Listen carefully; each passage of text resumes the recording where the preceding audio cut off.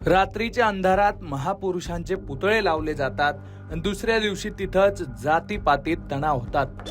गेल्या काही महिन्यात अशा अनेक घटना समोर आल्यात। मराठवाडा, विदर्भ आणि दुसरीकडे सोलापुरातही अशा घटना पाहायला मिळाल्यात।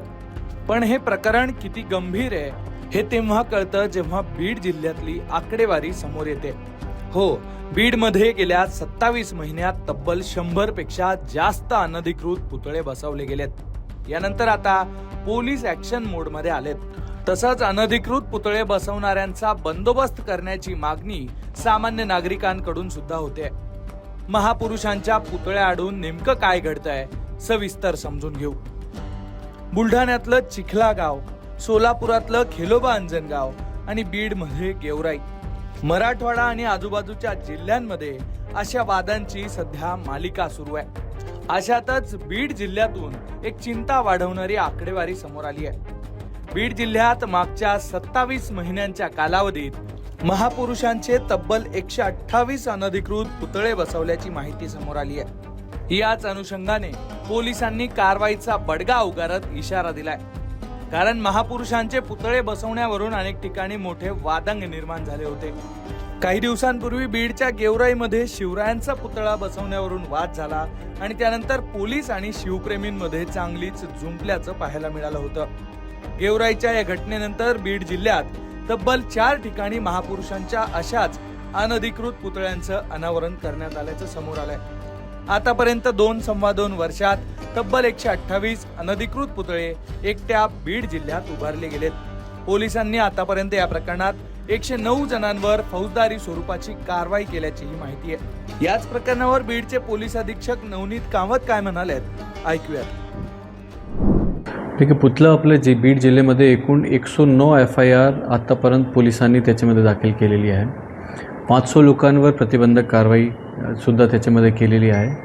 पुतळेच्या बाबतीत शासनाचा GR आहे, शासनाचे नियम कायदे, त्यामध्ये जिल्हा स्तरावर समिती राहते, त्याची समितीची परवानगी घेऊन पुतळा बसवता येते। त्याच्यामध्ये वेगवेगळे डिपार्टमेंट्सची NOC आणि ग्राउंड लेवलची रिपोर्ट बघून त्याच्यानंतर पुतळा बसवता येते। सगळ्या लोकांना माझं हेच आव्हान राहील की हे आपण जे पुतळा बसवत आहे ते आपले इतिहासाचे खूप मोठे ज्यांची हस्ती आहे त्यांचे आपण पुतळा बसवत आहे तो लीगल मार्ग वापरा, कायदेशीर मार्ग वापरा। पुतळा समिती जो आहे जिल्ह्याच्या लेवलवर त्यांची परमिशन घेऊन लीगली त्याच्यामध्ये वापरा, जेणेकरून उत्साहात आणि आनंदात तुम्ही तिथे पुतळा बसवू शकते, सगळा नियम कायदा फॉलो करून। या कारवाईनंतर आता पुढची कारवाई कशी असणार आहे जर अशाच परिस्थितीत सुरू असेल? पुतळ्याच्या बाबतीत जे लोकांनी उल्लंघन केलेलं आहे प्रतिबंधक कारवाई आम्ही त्याच्यामध्ये केलेली आहे आणि त्याचबरोबर आता जे लोक ह्याच्यामध्ये परत ते करते त्याच्यामध्ये जेलचे सुद्धा प्रावधान आहे। बीडमध्ये होणाऱ्या या घटनांनंतर आता जनतेनं पुतळे बसवायला विरोध करायला सुरुवात केलेली दिसते। अनधिकृत पुतळे आणि स्मारकं उभारण्याच्या वाढत्या घटनांमुळे सामाजिक सलोखा बिघडतोय, कायदा व सुव्यवस्थेचा प्रश्न निर्माण होतोय। यामुळे दोषींवर कठोर कारवाई करा, शासनाच्या पुतळा धोरणाची काटेकोर अंमलबजावणी करा, या मागण्यांसाठी बीडमध्ये आंदोलन झालंय। बीडच्या जिल्हाधिकारी कार्यालयासमोर सामान्य नागरिक आणि आम आदमी पक्षाच्या पदाधिकाऱ्यांनी आंदोलन करत पोलिसांकडे कारवाईची मागणी केली आहे। सध्या महाराष्ट्र राज्यामध्ये महापुरुषांचे अनधिकृतरित्या रातोरात पुतळणे सुरू आहे, त्यामुळं सामाजिक सलोखा बिघडत आहे, कायदा व सुव्यवस्थेचा प्रश्न निर्माण होत आहे। त्यामुळे आमची अशी मागणी आहे की जे महापुरुषांचा राजकीय वापर करतात किंवा अनधिकृतरित्या पुतळे बसवतात त्यांच्यावर कठोर कारवाई व्हायला पाहिजे।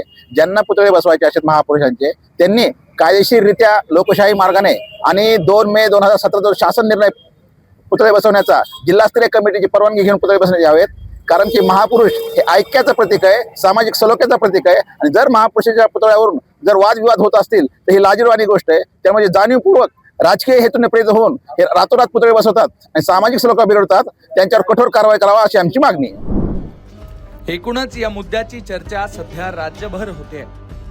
त्यामुळे गावागावात रात्रीच्या अंधारात पुतळे बसवणाऱ्यांविरोधात कडक कारवाईची गरज असल्याची भावना आता सामान्य नागरिकांकडून सुद्धा व्यक्त होते। महापुरुषांच्या पुतळ्यांना विरोध नाही, पण रात्रीच्या अंधारात चुकीच्या पद्धतीनं हे पुतळे बसवल्यामुळे महापुरुषांचाच अपमान होत असल्याची भावना सुद्धा व्यक्त केली जाते।